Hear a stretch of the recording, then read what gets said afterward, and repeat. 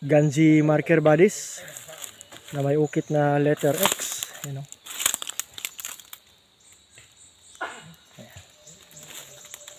Yan ang wall niya, yan ang ulo, pointing over there.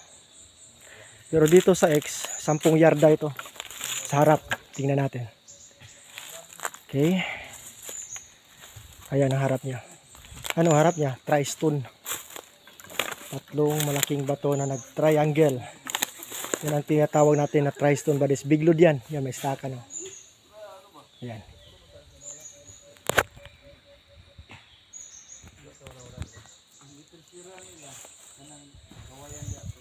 Alignment nito is 45-225. Kaya prohibited site yan. Ayan. 45 degrees. Baka mo 225. Ayan siya. Itong Ganji marker or animal marker. Okay, so simpleng marker lang pero mabigat ang karga.